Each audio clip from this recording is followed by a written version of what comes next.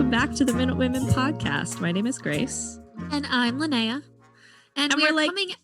Oh, we're just interrupting each other because we're not used to doing it via distance anymore. I know. We're recording via distance, and it's sad, and it's sucky, and it's boo. I don't like it. But it's okay because, you know, there's a global pandemic, and we're all doing our part to not spread COVID-19 and not contract it either. That's the goal. You know, we all want to spend Christmas, holidays with our families. So, yeah. Just trying to follow the rules set out by our premier. Yeah, Mr. McNeil. Yep, and Dr. Strang, that guy. But I mean, trying to stay festive. You went and got your Christmas tree yesterday. With my fam jam, yep. We went on a little Christmas tree hunt. It was very wholesome. It's sweet. Go to this called Kevin's U-Cut, and I recommend it to everyone. I love when it's super vague, like right? Everybody knows him. Oh, he's there. You get to talk to Kevin. Hi, I'm Kevin. Kevin's mom knits them all Christmas tree hats, so all the workers have hats that are shaped like Christmas trees. On a normal year, it's a great time. You go in, it's so organized. So when there's not a pandemic, you go in, you get your tags when you're driving in for how many trees you're going to have. You go to the lot, you cut your tree, you drag it to the road, you put your tag on it. They get it, bale it, sit it by your car. While you are taken on a horse and like hay bale ride to hot chocolate and cookies. So this year there's no like hay bale ride or like with the horse and buggy and stuff. And yeah, because just like COVID and everything, but there was still hot chocolate. So it was all done very social distance, very organized. So yeah, it was still a super fun time. And yeah, we went with another family that we've gone with for the last 3 years. And so the kiddos had a great time. Oh, that's cute. I feel like Lunenburg is such a Christmas town. Like it does Christmas, right? It's like Halifax is not very Christmassy. Girls, it's like Stars Hollow. Like if you've watched Gilmore Girls, Lunenburg is. When I told my aunt that I was like going back to Lunenburg for Christmas, she was like, "Oh, have such a nice time in Stars Hollow. Like enjoy your trip." But yeah, so getting into the festive spirit, what is our episode today? So for this week, we are doing La Bolduc Heritage Minute. Do you remember that one? I don't know. So that's the French Canadian singer Heritage Minute. That is just always how I remembered it. It's this like radio producer, and it's this woman and her like younger friend, but like she's also like a young woman, and they walk into this like radio studio, and it's her singing these songs, and the Heritage Minute is weird. I don't think it effectively conveys at all why this woman is important. I don't think I've ever seen this Heritage Minute. This might be really clearly. This must be the first one I've never seen. Like, should we pause and watch it? Yeah, let's pause. Let's pause and watch. And I'm going to watch. Okay. So I have definitely seen that Heritage Minute. If you had mentioned that it was the very heavy-chested lady who like plays music for all the sad town workers to hear. I just wanted to be respectful of La Bolduc. Yeah. No, I remember that. So La Bolduc, so that's her like stage name. Yeah, that's kind of like what she winds up being called. It's her married last name. Mary Travers, as she is born, but she marries a Bolduc, and that becomes her last name. But yeah, she's. Okay. I think the Heritage Minute doesn't do a great job of conveying why she's significant, and I think definitely relative to some other figures, she's not like. I wouldn't rank her so high as some others in terms of importance to Canada. That being said, after doing the research for this, I'm like, oh, I kind of like, I get it. She's actually a very interesting person, and the music that she records and she performs is very unique and really wasn't prevalent in, especially recordings, but wouldn't even be that prevalent in urban centers in Quebec. So she's kind of like this like cultural milestone for Quebec folk music. And yeah, it's during like the peak of the Depression. So she's also like a woman who's like has this career as a singer. She goes from never performing to having a full like recording after she like gets married and after she becomes a mother.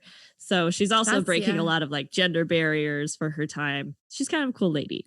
She's a cool lady. Yeah, because she doesn't look young in that Heritage Minute. They're not portraying her as young. Her daughter looks about like 16, 17. Yeah, she has a lot of kids young, as we'll get into. Okay, a lot of kids. So quite a few kids at a young age, which, you know, the Depression, as we've learned, great time to have a lot of kids. Great time to make a lot of babies. Yeah. So Mary Rose Ann Travers was born into subsistence level poverty in the tiny Atlantic fishing village of Newport, Quebec, in Canada's Gaspé region. So very rural Quebec.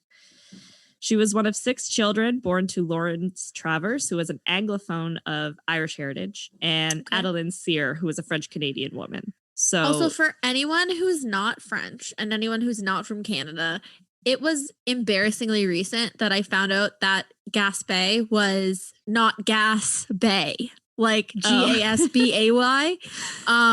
Yeah, it was actually quite recent in my life. I'm not going to tell anyone how recent, but we won't get into it. But it's Gaspé, like you gasp.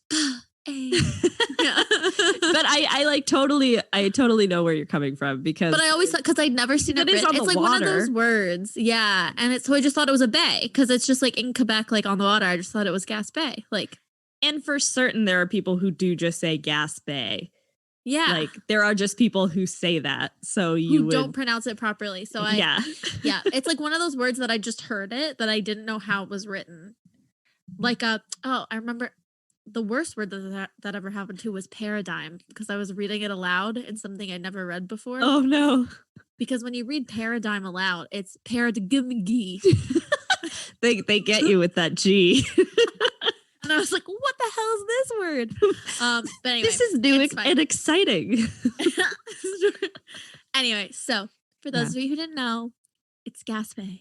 Yeah, let us know in comments on Instagram or something if this is a glass shattering moment for you and you're learning it's Gaspé. We'll do a poll. Yeah, we'll sign a petition. We'll send it over to Quebec. I'll be like, no, you're wrong. It's Gaspé now. Gaspé forever. Forever. That'll be the final straw. Quebec will just leave. They'll be like, this female podcast made a poll. Yeah. We're done with Canada. Ladies, we're done. We're finally seceding. Yeah. We're going to dig a massive trench on both borders and we're out. Yeah. All right. So Mary, she has 5 siblings, but then there's also 6 other children in the house from her father's previous marriage, so his first marriage. So that means there's like 12 kids in and around. A lot of mouths to feed. A lot of mouths to feed in rural Quebec. So Mary and her 11 siblings, they spoke English at home, but they did speak French fluently because of their mother and also because of basically everyone else in the region speaks French, and they speak with a very thick regional dialect. So like if you were to listen to them speak, you'd be like, oh, they're from Gaspé. They are not from wherever else. Yeah. Mary briefly attended school, learning to read and write in French. And then she studied her Catholic catechisms. However, the strong, tall girl was needed to help her father hunt and cut wood and to help her mother with household tasks. So she was sought after. She was highly recruited by the woodcutters and hunters of the region. Well, I do love that. She was heavy chested. She was a solid lady. She's built for sure. I like the idea that her father sits her down. It's like, listen, Mary, you're built like a linebacker. We're going to need you in some different departments. School is not for you. School is not for you. She's like, great. I love that, Dad. Get me out. Yeah. So her life, like that of most girls of her station, really just revolved around the family and the home. The isolated villagers of Newport rarely traveled, and they didn't really have much knowledge of life outside their community. Not in like an ignorant way, but you know, it's like newspapers don't always reach those areas. Yeah, it doesn't need to, exactly. So what year is this? What year was she born? Oh, good question. I did not. Okay. So she was born in 1894. Okay. And by the time that she's like a teenager, it would have been like turn of the century in 1910s. Okay. So cool. Pretty early on. Lawrence, so Mary's dad, was her first and only music instructor. So he taught her to play a lot of traditional Quebec folk instruments and traditional Irish instruments. When they were in the woods cutting trees, perhaps. Absolutely. Because you get bored. You're waiting for those rabbits. You're waiting to snare them. And you just got to break out, the you got to sing. Which is listed in her repertoire. So she can play fiddle, accordion, harmonica, spoons, and the Jew's harp. Which I don't know if that's appropriate to call that instrument anymore. But that's probably not. As. What is it? What is it? What is a Jew's harp? I think it's like I'm gonna do a little Google. Yeah, I'm pretty sure it's this metal thingy that you put in your mouth. It's also called a Jaws harp. The first thing that comes up is Jew's harp for sale. Well. Yeah, it's really tiny. It looks kind of like a different version of a harmonica. Oh, okay. Yeah, I can show you a picture. Our listeners can't see it, but yeah, it's like these like weird prong. Google things. it. It's kind of weird looking, but looking. We're gonna call it a Jaws harp from now on because that is an alternative name. Good. Okay. So they played a lot of traditional folk tunes in the house, a lot of dances like jigs, and they were all performed by memory and by ear since no one in the family could read music. Okay. Which is so impressive. Like I learned music through learning to read music and then same. Instrument. The amount of like brain space that would have to go towards memorizing songs. Playing by ear is so cool to me. It's so cool. So cool. Yeah, my piano teacher could play by ear, and it's just like, but she said like, she's like, I can't teach you to play by ear really. Like I could, but you'll never know it the way, because she's like, I hear a note and I know the note. Like I can point to it on a piano. I could just never do that. I can hear like, I can generally know like how many notes are in between those two notes being played. Right. Or if it goes like up or down or the same. Yeah. Which is interesting talking to like my dad who never played music growing up. Yeah. Like he can't hear when a note is higher or lower than another. That's like my mom. My mom has no idea. Yeah, he's like I know they're different. Yeah. Or to pick up like instruments in a piece. Like even like a song on the radio, I'll be like, oh, like, did you hear that like saxophone that was in there? My mom's like, it's just a song. It's just a song. It's just a song. This isn't a quiz or a test. Leave me alone. Okay, so she's in the woods. She's learning to play all these instruments. She's having jigs at her house. Yes, this is. She's got the bug. She's got the bug. She's got the bug. So yeah, she's like collecting all of these songs, and the blend of her father's Irish traditions and her mother's French Canadian traditions creates this very distinctive style that she becomes known for later on. Okay. By the spring of 1908, Mary was playing accordion in the evenings at the lumberjack camp where she cooked for her father and the other woodcutters. She was. And where entertainment consisted of folk tunes and dances that the men performed themselves. So, they're not paying for entertainment. But, just go out to the lumberjack camp every night and play your tunes. To help ease the burden of feeding the 12 Travers children, each of Mary's siblings left home quite early. So in their early teens, they're moving out. So in 1908, when Mary turned just 13, her and her half-sister, Mary Ann, who was a maid in Montreal, arranged for Mary to join her. So she's only 13 years old and she's moving away from home. And she's her moving to Montreal. Name is Mary Ann. Right? It's like, what the hell? But that is a thing. Like, I know back home anyways, in a lot of French Canadian households, all the kids have the same middle name. I know it's very Catholic. Yeah, I don't know if like, I know it's in like Shetty Camp, like in like rural Acadian communities, but all of the girls like middle names are Marie. and all of the boys' middle names are Joseph. That's super Catholic, but so she's like ready for her like first big adventure. It was her first experience of independence. It was her first time really outside of Newport, and it's the first time she'd ever traveled. And she's excited for fun. Yeah. So her first train journey took her out of the rural village of 1,500 people to Montreal, which at the time had 350,000 people. Woof. Mary Travers began to work as a domestic servant in the house of Dr. Lesage for $15 a month plus room and board. I feel like that's actually pretty decent at that time.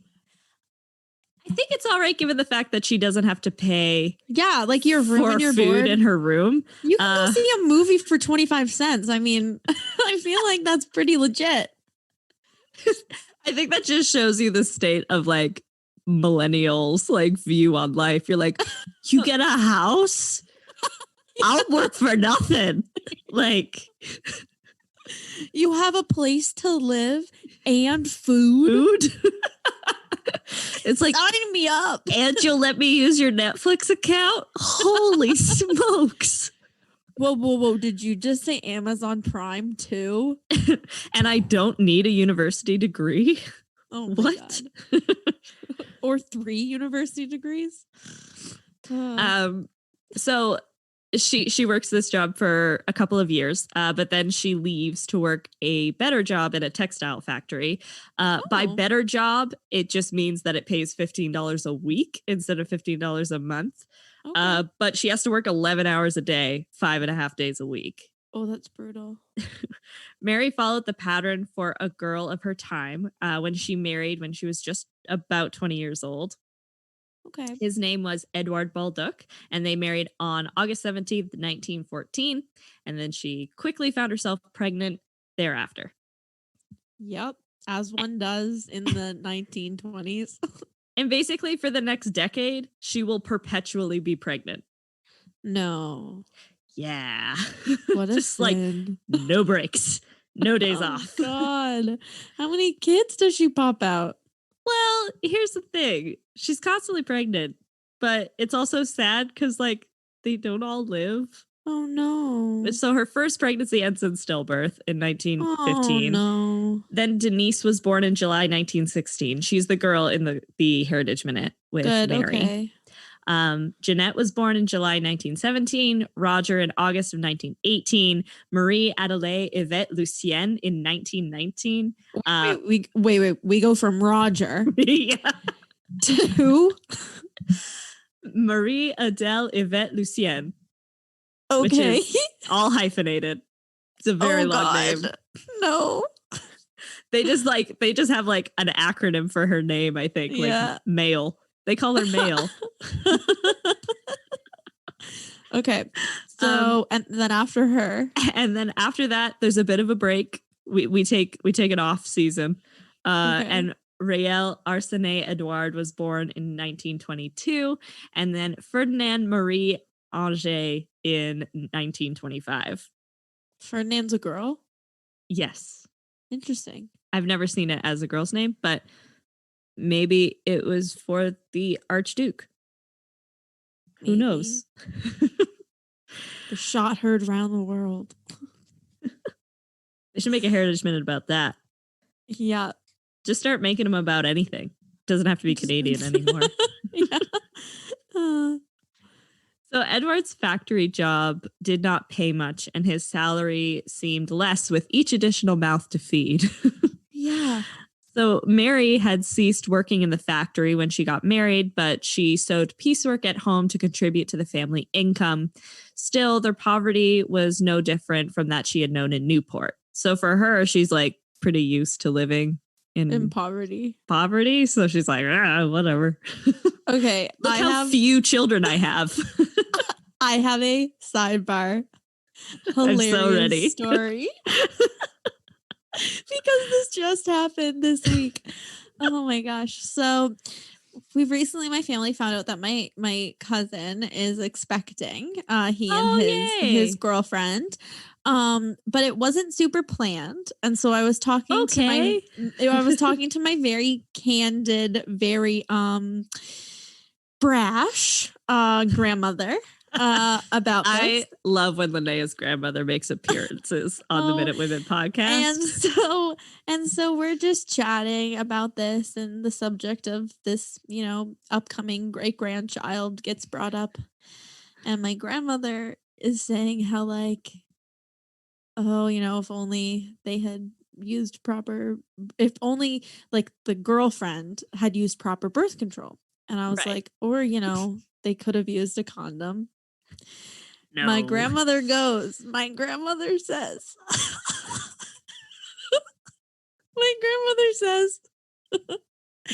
if he's anything like your grandfather, he would never use a condom. She said, your grandfather, she's telling me this about my grandfather. Wait. And she's like, I had to go to Dr. Jollymore down at the doctor's office to get put on birth control because your grandfather didn't like how condoms felt. And I was like, thanks, Nana. I didn't ask for this. I didn't. I was like, okay. Oh, well, now that we've discussed how not to have babies, where we all came from. Okay, so Mary's done having babies now? So those are all of her children. Yeah. Okay. She's thrown in the towel. Okay. She's Catholic enough. She's fulfilled her duties. Yeah. Now she's like quilting at home to help with the income. So and singing, perhaps? Well.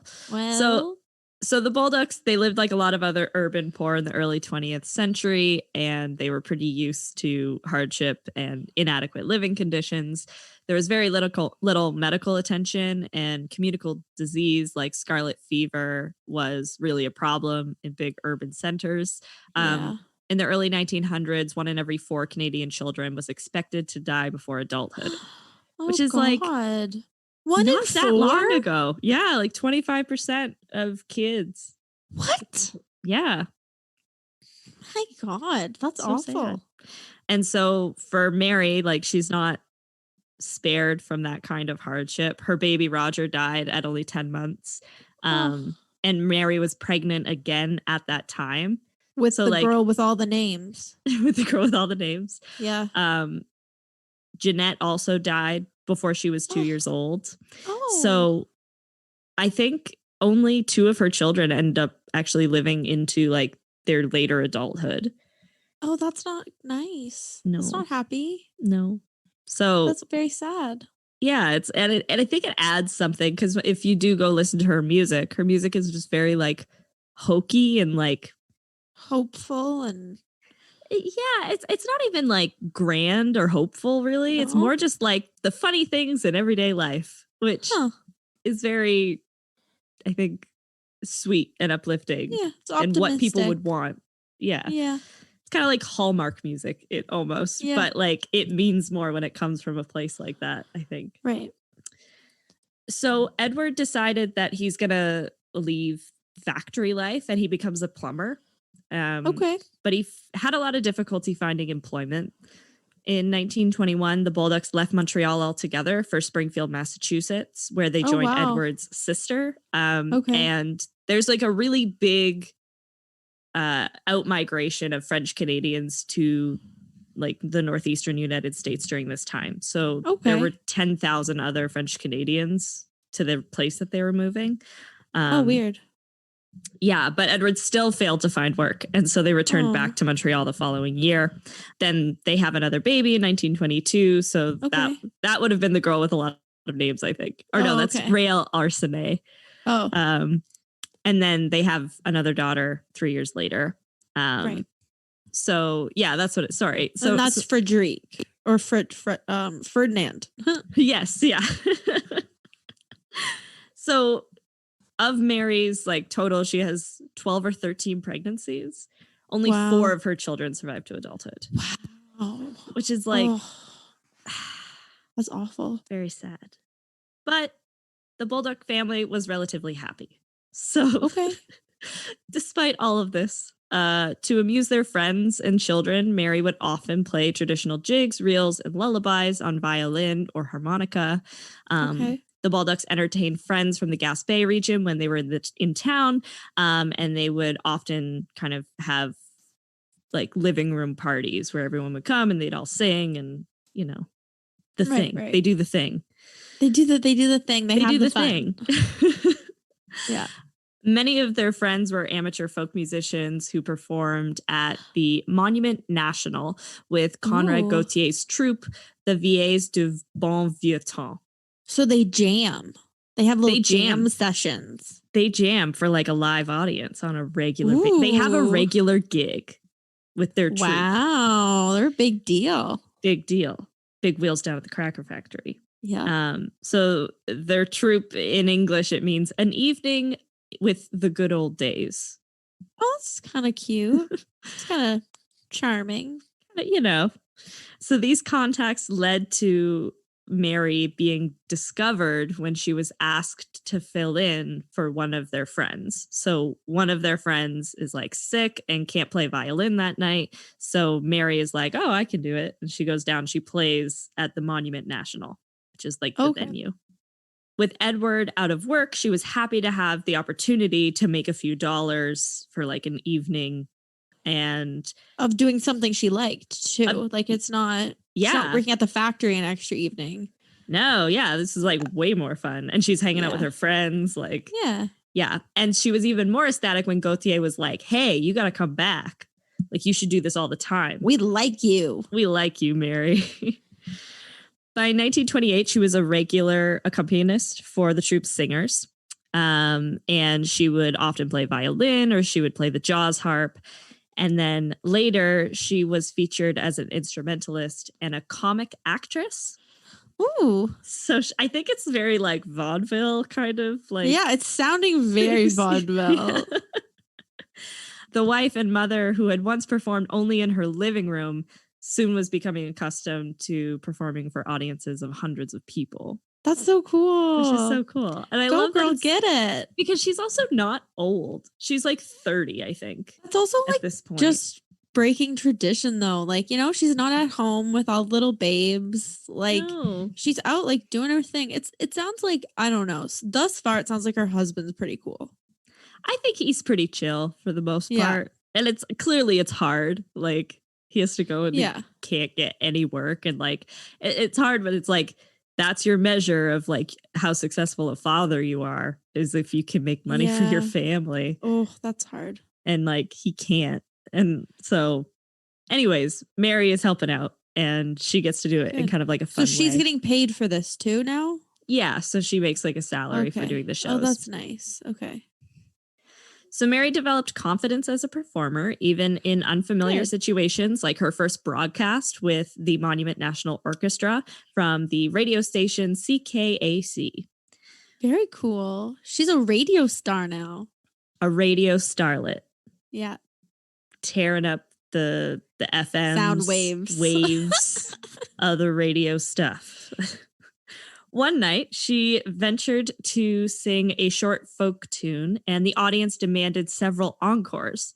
Folk singer Oliva Lejaret recommended her to the Compo Company's Romeo Baudry, who was in charge of French language recordings released on the Star label. So they're like, hey, if you need to like push some records, Mary would be great. You should like bring her in. Baudry promptly offered her a recording contract for 4 78 RPM discs at $25 per side. That's so cool. Which also is not a lot of money, but no, I think that means that she's going to make it would be like $100, I guess, or no? Yeah. For 2 discs, 4 sides, $200. Math's hard. We're not gonna. We won't get bogged down on this. This is not a math podcast. That's my mother asked me the other day. There was this like math question that one of her friends posted. Who's a math teacher? My mom's like, "What's the answer?" Like she's like, "Quick, what's the answer?"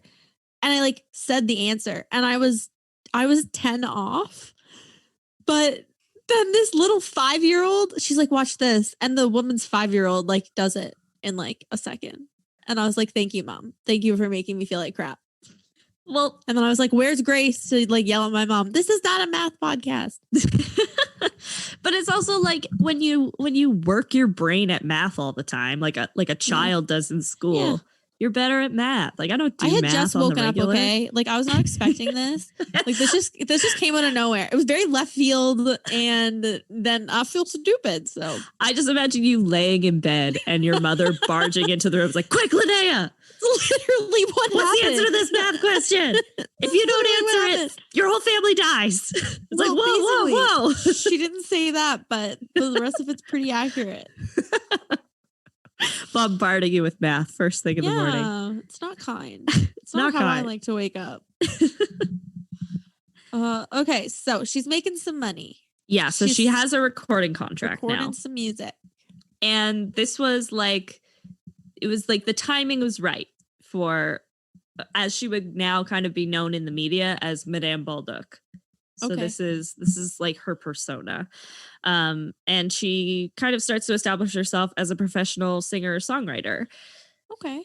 She would have been aware that show business was one of the few arenas where women could earn the same amount of money, if not more, than male counterparts. When she was working in factory jobs, women routinely get paid less than men. Doing the same amount of work and doing the same job, or they just don't even have access to the higher paying jobs. Right. So Madame Bolduc's first recording for Star in April of 1929 was the French folk song "Y'a longtemps que je couche par terre." I've been sleeping on the floor a long time. It's the relatable content for many of us. Oh, I love that. I've been sleeping on the floor a long time. I've been sleeping on the floor a really long time. Yeah. Like it's probably not that far off. And an instrumental reel is like the other side. With these traditional selections, she makes her genre very clear. So today, those kinds of recordings are actually like really important because they're some of the few authentic Quebec folk music recordings that exist. Yeah. And she was quite popular and prolific. So we have a lot of those records still. That's awesome. Even though they were actually quite like they were commercial failures. Like really? Her folk, like very traditional folk music recordings were not as popular. Okay. So she does this and then, so she's like, this is what I want to do. And they're commercial failures, but she still needs to fulfill her contract. Right. So she goes home and from like her kitchen table, she writes a song. Like, so she has these tunes that she knows and then that don't have lyrics to them. And so then she comes up with these like little poems that she can sing. And her first like not critical success, but her first commercial success is a song called La Cuisinière, or The Cook. And then on the other side of that record was a song called Johnny Montferlo, which she used an English folk song as the basis for. Okay. And these recordings were released around Christmas time and they became like huge bestsellers. And it earned her family $450, which was like, whoa, girl, that's better than $15 a month. Yeah. And so from this point on, and I feel like it's something that's still quite Quebecois. Quebec comedy, you might agree, is very weird. So weird. And it's not just weird. It's Quebec specifically. It's not just like all French. It's like there's a lot of sayings and expressions in French, but only in Quebec that just like, don't translate to English at all. Like it's so weird. It's very bizarre. And so she writes these comedy songs like The Cook that are like the funniest thing Quebec has ever heard of. They're so popular. Finally, the people of Quebec laughed. Yeah. And on that day, they Quebec laughed. So her process for writing these songs was pretty simple. She would literally just sit at her kitchen table when she like had a moment away from being a mom.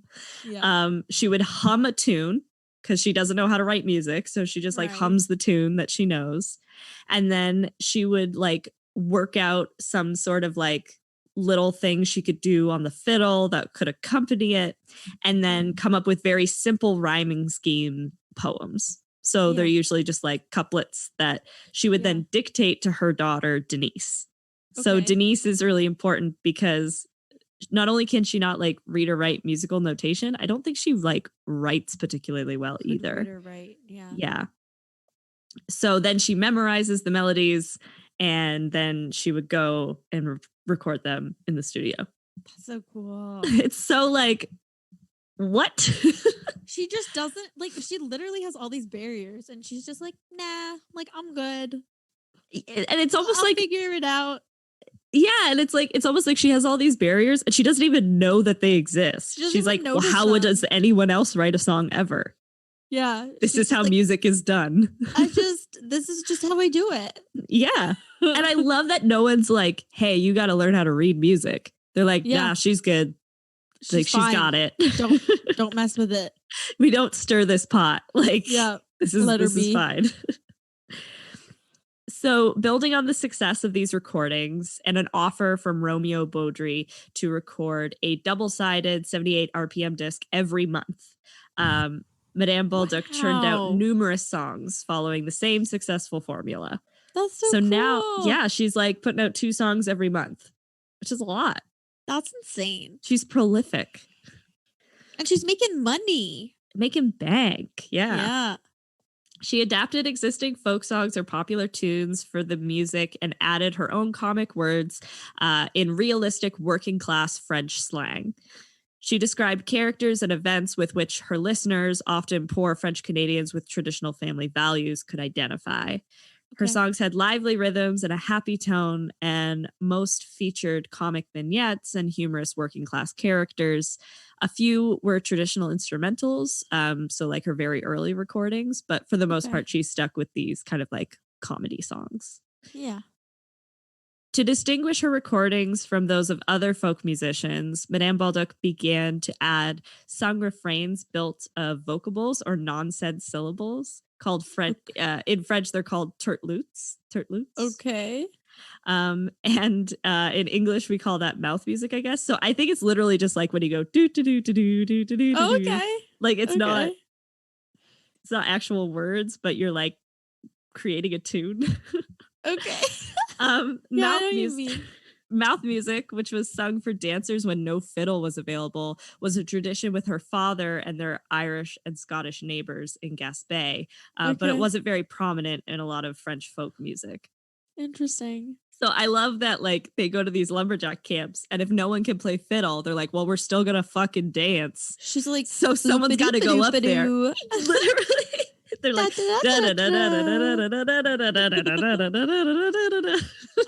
that's so funny. It's like, this why is insane. Sing words when you can just sing sounds? Who needs language when you can wait. Just make the noise. Oh my God. Hire this man. Genius.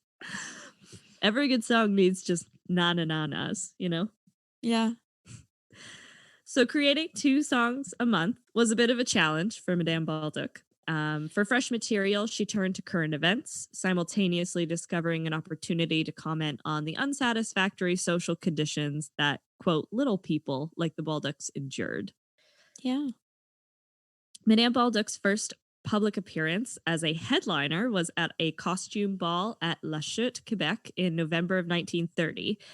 The audience reception surpassed her wildest dreams, and she conceived the idea for a show that focused all on her songs. So That's she's so like, cool. She's like, oh my gosh, people like want to see me as the headliner. Like me. I could do this all the time. Oh, so bless her little heart. I know. So she accepts an offer to be the main act for a burlesque company. I don't think burlesque means the same thing then as it does now. I feel like it's just like a campy show. maybe. They never get naked in burlesque.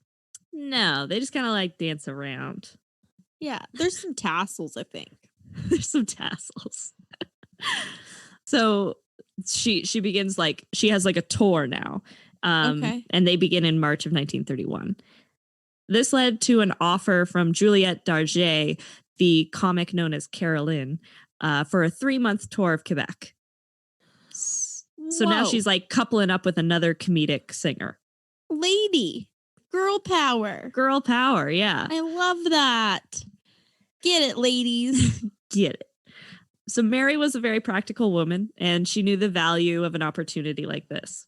Her husband was still unable to provide for their family, and the public wanted to see and hear the musician they began to refer to as La Bolduc. And today that's kind of her title, is La Bolduc, which is usually interpreted as a compliment, but at the time, fans and critics would have considered this a reference to her independent character, and that would not have been a compliment. Oh, okay. So they're like highlighting the fact that she's married and she's like going outside the home and like doing this stuff. So Mary considers this term to be quite derogatory. So she would never refer to herself as La Bolduc. She preferred Madame Bolduc or like or Mary, her name. Or you know her name. And she wrote a reply song. So she wrote like a beef song called La Chanson du Bavard that addresses this, addressing her haters. The original clapback. Absolutely. Mary did not let her critics' false modesty or traditional gender roles stop her from doing what she loved and doing what she needed to do to support her family, though. Just as she had seen the men in her hometown in Gaspé do, Mary set out to work in order to support her family, which is the other thing, is like she's very used to this concept of like this kind of economy where you leave the home and you to work. Support for your family. Yeah. To provide for them. So Madame Bolduc and Caroline planned and organized their tour and engaged in a few different performances and had different performers accompany them along the way. So cool. I know. It's like, and I do love that this is something that she comes into later in her life. Yeah. Like, it's not like she was like a performer and then she got married and she kind of like put that on the back burner and then she comes back to it later on. She's like, it's purely something that she develops as an adult woman. Yeah. Like, I don't know. It's just something that I feel like we should always like keep in mind. Yeah. Just keep growing. Yeah. It's like, your life has just begun. Doesn't matter. Yeah. I want a poster of Mary on my wall. She's cool. She's cool. Mary developed a formula that she kept with her throughout all the tours throughout her career. This would be herself as the headliner, and then she would have a piano player as an accompanist, and then comedians. So she's the only singer, but I like that though. Like she likes to keep it light, keep it fun. Yeah, it feels very much like a variety show. Yeah. Like there's lots of different things. Which is very vaudeville. Like we were very saying vaudeville. earlier, that it's very much got that vibe. Yeah, and I think it's very like traditional rural shows. Like I know back home we have for a long time there was the if I can remember the name of it, but it's like exactly like a variety, almost vaudeville show that has a lot of sketch comedy and then traditional music. It's kind of a night of entertainment. Well, like a night of the good old days or good old times. Yeah, exactly. At the beginning. Yeah. So their little troupe starts out in Hull, Quebec, and they perform there for a week, and then they travel around West Quebec and Montreal, and then they end in Sept-Îles. And a few of these concerts were held in like theaters, but for the most part, they're just performing at like Catholic parish halls and in church basements. So classic. I love that. So Mary had pretty good. Yeah, that's fair. Like if you want to hear good, if you want to sound good, go to a church. Go to a church. Church. If you want to sound educated and literate, don't listen to the last sentence I just said. Because that's the dumbest thing I've ever said in my life. If you want to hear good, go to a church. Oh God. So in 1932, Mary decides that she's going to have her own troupe as the headliner, like the only headliner. Yes, girl. And she models this troupe off the other ones that she's performed with. She calls it La Troupe du Bon Vieux Temps, the good old times troupe. So a reference to her earlier gig. She gets a director and they plan this tour through Quebec and New England. And so through the early to mid 1930s, Mary alternated her time between concert tours and then like home time where she's at home with the family. With her kiddos. Yeah. As the 1930s wore on, La Bolduc's new records kept to the traditional Irish-French folk sound, resisting popular styles such as the sentimental ballads of Tin Pan Alley and the new sounds of jazz. So she's like, hell no. There will be no jazz in this house. No swing beats on this stage. Nope. Keep that to yourself. Yes. This is a family of reels and jigs. Yeah. Spoons, goddammit. Spoons, goddammit. Many listeners no longer wanted songs that reminded them of the hard times. Bolduc's recordings were not selling as well as a result, but she still earned a pretty steady income through doing concerts. Very cool. She therefore continued to tour, although she felt the separation from her children and there were increasing conflicts with her husband due to their switch in kind of gender roles almost. Kind of roles, yeah. Yeah, so touring causes a lot of tension in her life, but it is the way she makes the most money. Right. It's a double-edged sword. Yeah, exactly. By 1936, Mary was so successful that she was able to hire a nanny to look after the children while she was away on tour. She had already provided many luxuries that before her career were just like never going to be attainable for the family. So she got them a new car in 1931 too, like during the Depression. Got them a cabinet model radio. So like those massive radios. So they can hear her. Yeah. And eventually they bought their own house instead of renting an apartment in Montreal. When she was at home, however, she very much prided herself on being like a mother and a wife who would be doting home. Mother. Yeah. Yeah, exactly. So like the nanny is out when she comes home. Like, peace, Brenda. None of that. Yeah. Whatever her name is. I don't know. Her name was definitely Brenda. It's definitely Brenda now. Definitely Brenda.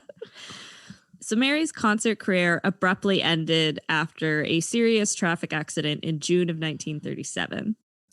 Her troupe had performed in Rivière-du-Loup, Quebec, and their car, driven by their tour director, collided with another vehicle. Bolduc was seriously injured with broken leg, a broken nose, and a concussion. Things were going so well. I thought this was going to just continue. Nope. Uphill. The podcast always gets sad. All Things right, are I'm never ready. good forever. I'm ready. Life lessons from Grace. Life lessons. Things are never going to be great always. So she's taken to hospital in Rimouski. Or Rimouski. Rimouski. Yeah.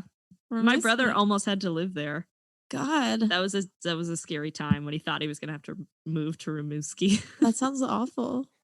But while she's in hospital, the doctors discover that she has a cancerous tumor. What? Yeah. No. So from that point on, poor health and frequent radiation treatments at Montreal's Radium Institute limited her musical activities. Oh no. I know. That's so it's sad. just kind of like the car accident like saved or extended her life because they found the cancer sooner than they would have otherwise. But she never really gets over the cancer either. So she's just constantly having to go for radiation treatments now. Yeah. Following the collision, Mary sued the tour director after her insurance company refused to cover the costs of the accident. Okay. She told the court she was unable to compose songs because of memory loss and her inability to concentrate, which was coming from the concussion, which is the other really sad thing is that she can't read music. So because of the concussion, she can't even like write or play because she doesn't remember the tunes anymore. That's so sad. Which is just like so heartbreaking. Yeah. Alarmingly, where she had always played from memory, she would now mix up song lyrics during performances. Like she would just what a sin. I know, she like couldn't concentrate. Oh. The lawsuit continued through 1938, but did not go well for Mary due to her habit of not depositing her earnings in the bank. Okay. So she also she gets paid in cash all the time, or she gets paid with a check. Yeah. And so this meant that she couldn't prove in court what she was earning prior to the accident. Right.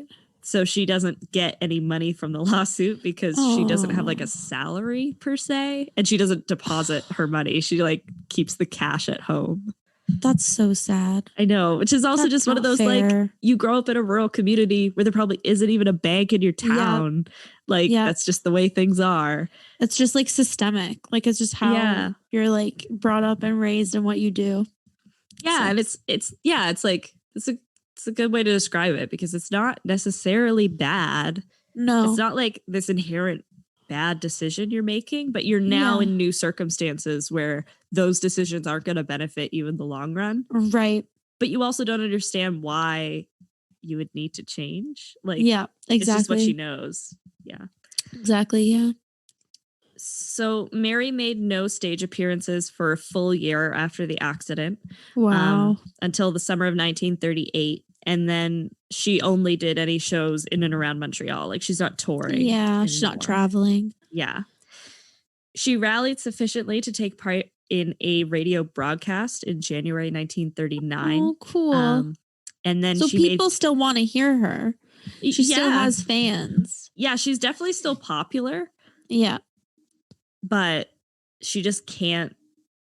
I just don't think she's physically capable. Right. Or especially with the radiation treatments, I don't know how far outside Montreal she could even go. I don't know how often she would have to be in Montreal to get those treatments.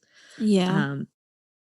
And at the beginning of 1939, she made her 2 final recordings. One was about the accident. She wrote a song about the accident.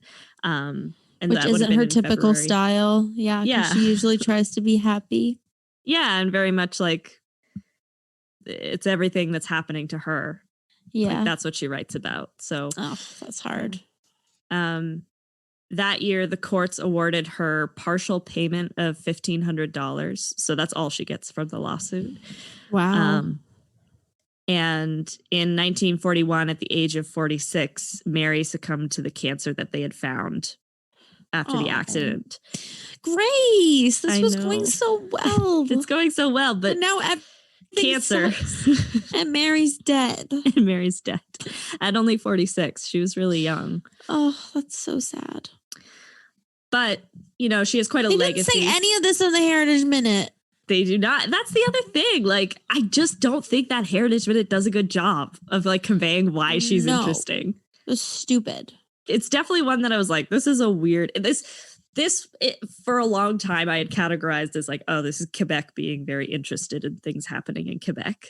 But I get it. I get why they why she's significant to Canada's arts and culture. Justice for Mary. Justice for Mary. So she inspired many influential Quebec musicians. Today, her songs continue to be studied as the unofficial chronicle of French-Canadian life during the Great Depression. So cool. Mary's life and music has been featured in numerous books, recordings, and even in movies. In fact, Mary is more widely respected now than she was at the peak of her popularity, because now she's kind of, from an anthropological standpoint, very interesting. Right, because she recorded things that she was experiencing.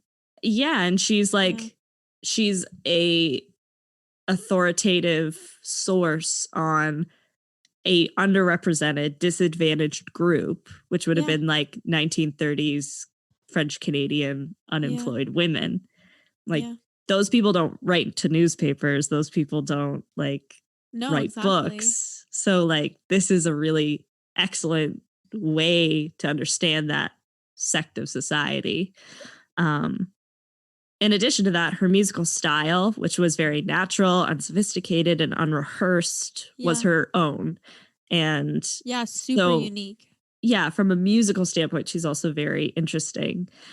She remained true to her French-Irish song heritage, despite criticism from many who found her song lyrics to be vulgar and her French to be ungrammatical and mispronounced, which I relate to heavily.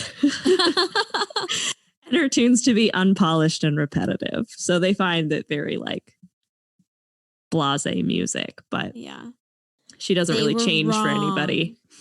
She's awesome. Yeah. And despite her fame, Mary was at heart a very traditional woman who saw her most important role as that of a wife and a mother.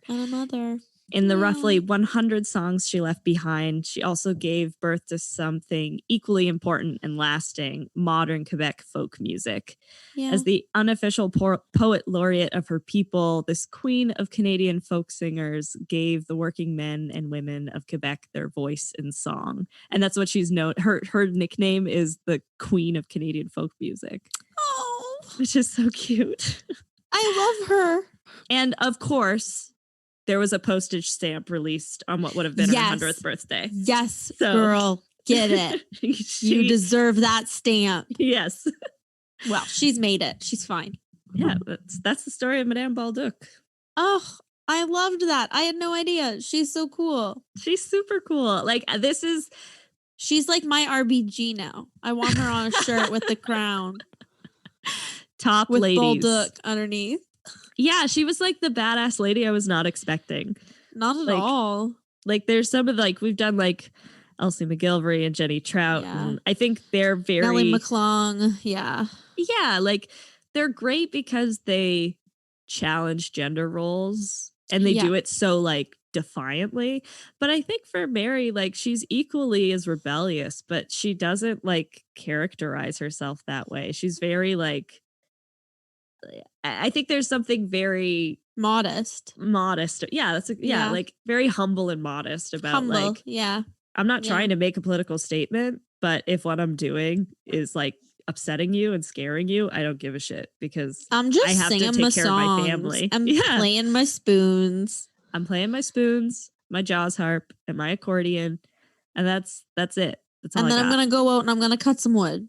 Yeah, I can always go back to the lumberjack camp. Like that's no big deal. Also, like of all of the people we have covered, I think she's up there for like could survive on a deserted island. Oh yeah, I'd pick her. Her, Tommy Prince, like they would Penfield, just in case I got injured or lonely. That would be like if you could only take 3 people from Heritage Minutes with you to a desert island, who would you take? That's a fun game. Maybe we should set that up on Instagram or something. Yeah, we can. Yeah, maybe on our before Christmas break. Yeah, we could play a Heritage Minute Survivor. Yeah, I like that.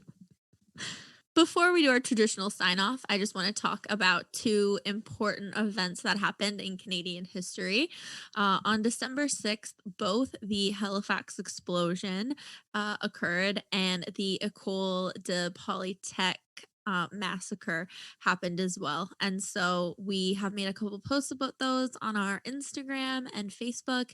And we just want to remember all of the lives lost in those 2 tragic events. Thank you again for listening, everybody, to yet another episode of the Minute Women podcast. I hope you enjoyed this one as much as I did. This lady, Mary, super friggin' cool. Badass lady. So yeah, if you're not already following us on all of our social media channels, I hope you'll check out our Instagram and Facebook, which are at Minute Women Podcast. And then we're also on Twitter at The Minute Women. We also have a website that has all of our episodes on it, as well as all of the research materials and sources for each episode and some extra info about Grace and I. So you can check that out at www.minutewomen.ca. And make sure you subscribe to the podcast on whatever platform you listen to us on. If you can leave us a rating or if you can leave us a review, that is the best way to support the podcast right now. So make sure you do that and make sure that you share with all your friends the Minute Women podcast. Also, this past week, we were on the Rivaling Queen podcast. So if you need some extra minutes with the Minute Women, you can go over to Rivaling Queen podcast. They're on all major platforms. They also have a YouTube channel, and they have a YouTube version of that recording. So you can see our lovely faces in Zoom while we talk about all kinds of stuff. We talked about our favorite like Canadian history tidbits that Canadian are not heritage food, minutes. Favorite Canadian moments. It was a lot. If you're looking for some more girl power content, go over and check that out. The links are also posted on our Instagram and on our Facebook. Yeah, and we got to play what are the anagrams? Queeniegrams? Queeniegrams. There we go. Yeah. And that was super fun. Yeah. Awesome. So make sure you go check them out and like follow them on Instagram and stuff too, because they're awesome. Sarah and Ashley from Rivaling Queen. Ashley and Sarah are super cool. Yeah. Bye everyone. Bye.